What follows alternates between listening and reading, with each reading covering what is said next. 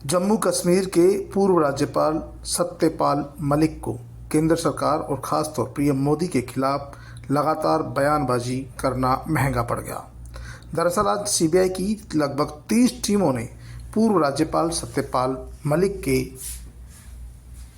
ठिकानों पर छापेमारी की।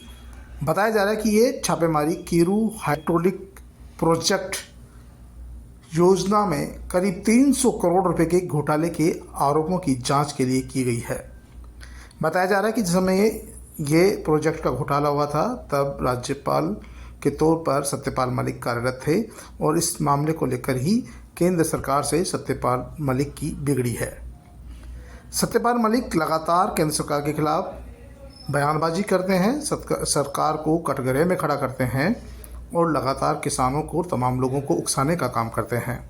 ऐसे में माना जा रहा है कि सत्यपाल मलिक की इस तरह की बयानबाजी को लेकर कहीं न कहीं अब सरकार सत्यपाल मलिक को दबाव में लाना चाहती है। लोकसभा चुनाव से पूर्व यदि सत्यपाल मलिक इसी तरह पूरे प्रदेश में और देश में घूम घूम कर केंद्र सरकार के खिलाफ युवाओं और किसानों को भड़काते रहे तो इस तरह के बयान विपक्ष को ताकत और मजबूती देते हैं। विपक्ष के लोग सत्यपाल मलिक के बयानों को जोड़कर केंद्र सरकार पर हल्ला बोलते हैं और पीएम मोदी पर भी हल्ला बोलते हैं। साथ ही उन्हें कटघरे में खड़ा करते हैं कि उन्हीं के द्वारा नियुक्त किए गए सत्यपाल मलिक जो राज्यपाल रहे हैं जम्मू कश्मीर के, वो इतने बड़े ओहदे पर रहने के बाद बार बार केंद्र सरकार की नीतियों, केंद्र सरकार की योजनाओं या केंद्र सरकार की जिस तरह की चुनाव को लेकर कार्रवाई है उसको लेकर वो बार बार सवाल या निशान उठाते हैं, तो ये कहीं न कहीं गलत है।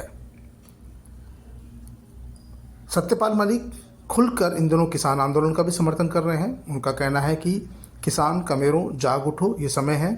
यदि संविधान खत्म हो गया और किसानों को एमएसपी नहीं मिली तो फिर इस देश में कुछ नहीं बचने वाला है। 2024 के चुनावों को लेकर भी उन्होंने किसानों से, मजदूरों से सबसे आह्वान किया है कि भारतीय जनता पार्टी के खिलाफ मतदान करें क्योंकि भारतीय जनता पार्टी किसान विरोधी है।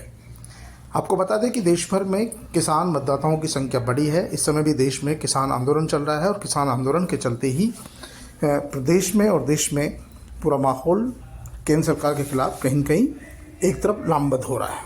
इसीलिए माना जा रहा है कि सत्यपाल मलिक के खिलाफ सीबीआई ने एक साथ दिल्ली सहित 30 ठिकानों पर कार्रवाई की है।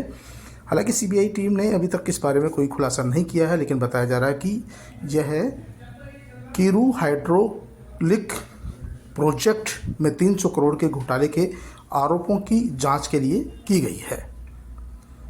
सत्यपाल मलिक पर एक्शन को लेकर कांग्रेस पार्टी के नेताओं ने निंदा की है।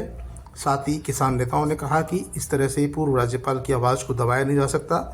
केंद्र सरकार जाहिर सी बात है कि लोकसभा चुनाव से पूर्व जिस तरह सत्यपाल मलिक के खिलाफ कार्रवाई की है उसको लेकर लोगों में आक्रोश और गुस्सा है और लोगों को लगता है कि किसान और ख़ासतौर पर जो विपक्ष की पार्टियां हैं वो सत्यपाल मलिक के पक्ष में खड़ी हो गई है। उनका कहना है कि सीबीआई का दुरुपयोग केंद्र सरकार कर रही है। केंद्र सरकार ने दुरुपयोग करते हुए सत्यपाल मलिक पर चुनाव से पूर्व एक्शन किया है। यदि 300 करोड़ का घोटाला ही था इस प्रोजेक्ट में तो पूर्व में कार्रवाई क्यों नहीं की गई।